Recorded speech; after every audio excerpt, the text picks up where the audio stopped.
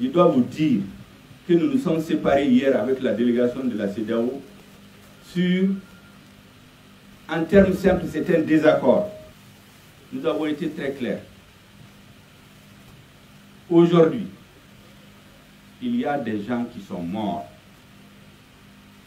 parce qu'ils ont cru au mot d'ordre du M5 RFP, parce qu'ils ont cru au message que nous avons fait passer en son temps, que notre autorité morale, l'imam Mahmoud Dicko, a invité Ibrahim Bokar Keïta à écouter son peuple, parce que s'il refuse de l'écouter, la situation peut lui échapper. Malheureusement, le point de non-retour pratiquement a été atteint le 10 juillet. Et vous savez que le 10, le 11, le 12, le 13, des Maliens se sont réunis pour décider d'utiliser les forces spéciales antiterroristes conçues uniquement pour combattre le terrorisme. Ils ont décidé de les utiliser contre des manifestants qui exercent un droit constitutionnel de façon pacifique. Eh bien, le M5 RFP exige que ceux qui sont responsables de cela soient arrêtés et poursuivis. Et c'est pour cela que vous aurez constaté dans les 4 points que nous avons posés sur la table. Ce point est bien cité, mais en réalité, c'est peut-être une question de présentation, mais dans notre esprit, aujourd'hui, il faut que ceux qui sont responsables de ces actes soient identifiés, qu'il y ait des poursuites contre elles devant les juridictions nationales et les juridictions internationales. Il faut que ça soit très clair, c'est une position de principe du M5 RFP qui n'est pas négociable. Qui n'est pas négociable. Nous n'accepterons pas que la mort de nos camarades soit allée par perte de profit dans des négociations oiseuses où des accords hypothétiques sont attendus. La première des choses que nous exigeons, que ceux qui sont responsables de ces tueries soient identifiés, interpellés et poursuivis. Nous savons aussi qu'en plus des tueries, il y a eu des actes de torture. Ceux qui sont responsables de ça aussi doivent être identifiés, poursuivis, parce que c'est contre ce qu'il y a dans notre Constitution. Nous avons dit dans les débats à la CEDEAO que la ligne rouge de la CEDEAO qui nous a été dite, c'est que la CEDEAO ne peut pas demander à un président démocratiquement élu, ne peut pas demander sa démission. Nous leur avons dit que ce n'est pas la première fois qu'au Mali un président démissionne, que dans d'autres pays, des présidents démissionnent. La démission du président n'est pas anticonstitutionnelle. Deuxièmement, la demande de démission du M5 RFP n'est pas venue de nulle part. Le document qui va être présenté va être suffisamment explicite. C'est des choses qu'on a dites et redites, on les répétera toujours. Que parce que nous considérons que celui qui est à la tête du pays a d'abord trahi ses engagements vis-à-vis du peuple malien, vis-à-vis de la CEDEAO elle-même. Et nous avons rappelé que lorsqu'Ibrahim Bokar Keïta s'installait à la tête de l'État, le Mali était dans une situation où c'est grâce à la CEDEAO et la communauté internationale que le bateau a tangué, mais il n'a pas coulé. Parce que la CEDEAO a tenu la main du Mali dans la tourmente. Et nous avons rappelé à la CEDEAO, à la délégation de la CEDEAO, que la CEDEAO est née au Mali. À Bamako, le Mali considère la CEDEAO comme son fils, qui a grandi de 1975 à 2012. Il était devenu majeur. C'est ce fils-là qui a tenu la main de son père qui était dans la tourmente. Et il l'a sorti de cette tourmente-là. Et c'est ce qui a donné l'accord préliminaire de Ouagadougou, signé le 18 juin 2013. Qu'est-ce que cet accord dit en substance? Premièrement, organiser une élection présidentielle pour avoir un pouvoir légitime à la tête de l'État. C'est à l'issue de cette élection qu'Ibrahim Boubacar Keïta a été installé. Deuxièmement, dès qu'il est installé, 60 jours après la formation du nouveau gouvernement, il devait engager des négociations inclusives avec les mouvements armés afin d'aboutir à un accord de paix. C'est un engagement pris par le peuple malien face à la CEDEAO et la communauté internationale. Ibrahim Boubacar Keïta, investi par le peuple malien, a trahi cet engagement. Il a mis à côté, il s'est mis dans des jeux. Il a dit devant tout le monde qu'il ne négociera pas avec les mouvements rebelles. Nous l'avons rappelé à la CEDEAO. Le résultat, c'est la catastrophe de Kidal.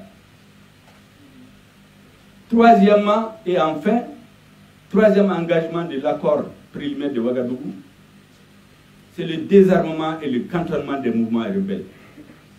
Près de 7 ans, plus de 7 ans après son investiture, les rebelles ne sont pas cantonnés ni désarmés. Donc nous avons dit à la CEDEAO, Ibrahim Boubacar Keïta, dès qu'il s'est installé, a trahi les engagements du peuple malien vis-à-vis de la CEDEAO, vis-à-vis de la communauté internationale.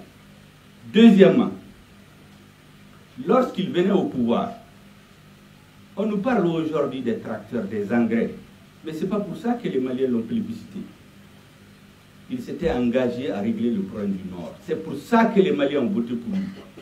Mieux, nous avons rappelé à la CEDEAO qu'il a bénéficié d'une situation à nulle part ailleurs, comme nulle part ailleurs. Non seulement il a été élu avec 77%, son challenger s'est déplacé chez lui à la maison pour lui apporter son soutien. On peut donc considérer qu'il a été plébiscité par l'ensemble du peuple malien. On a posé la question à la CEDEAO. Comment un homme plébiscité il y a 7 ans se trouve aujourd'hui contesté par l'essentiel des forces politiques et sociales qui l'ont soutenu en 2013? Il faut qu'il se pose la question. Est-ce que toutes ces forces-là ont tort? Mieux,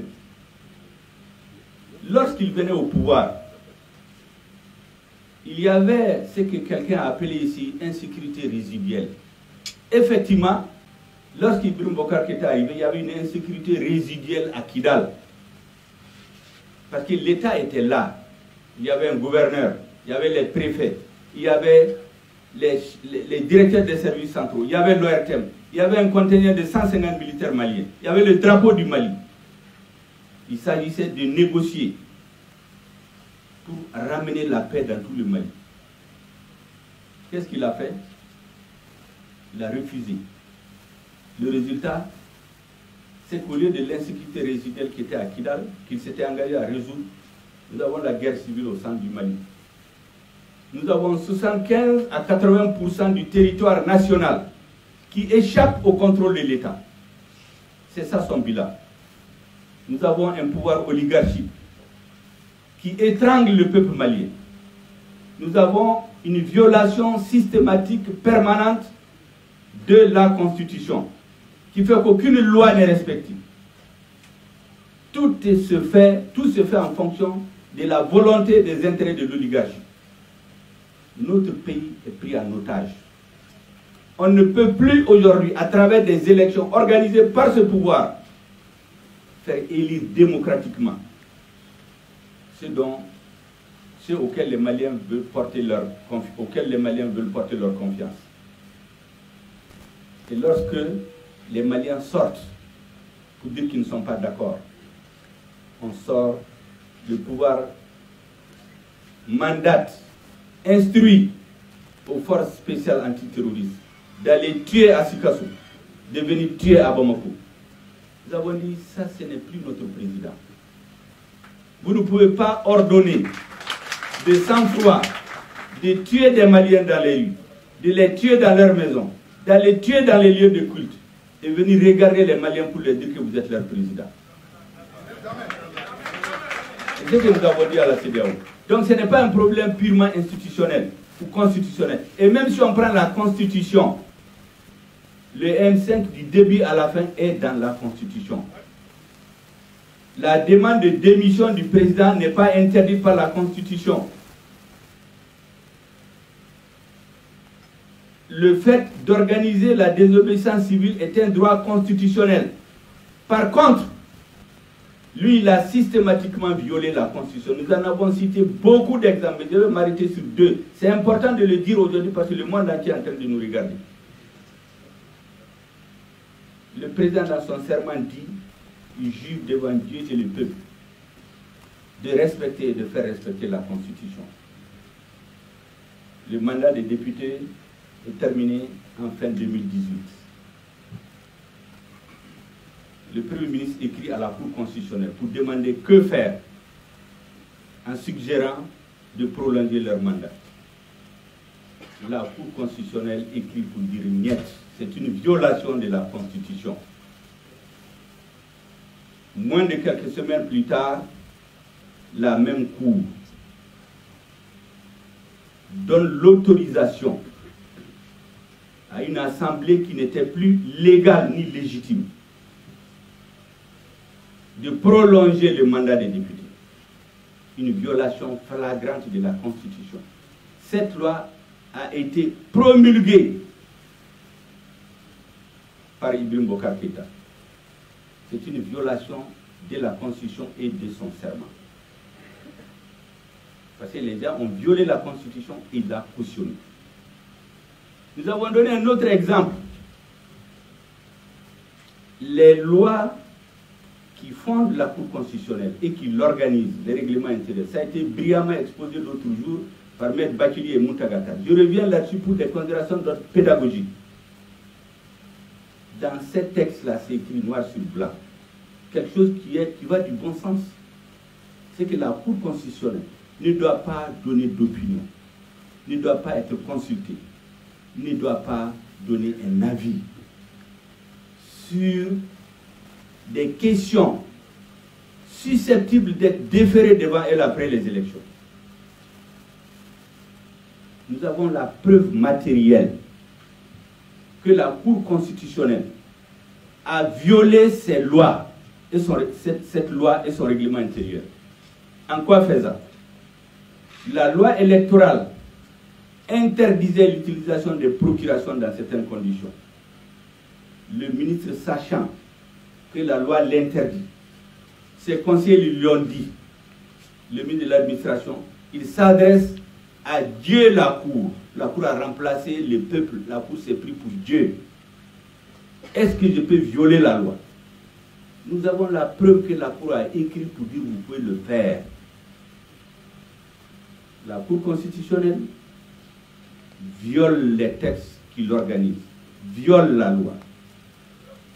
Et nous avons dit, ce conseil des éminents juristes qui sont avec nous, qui lisent bien les textes, que dans le règlement intérieur de la Cour, il est dit clairement que les membres de la Cour qui violent ces textes est considéré comme d'office démissionnaire.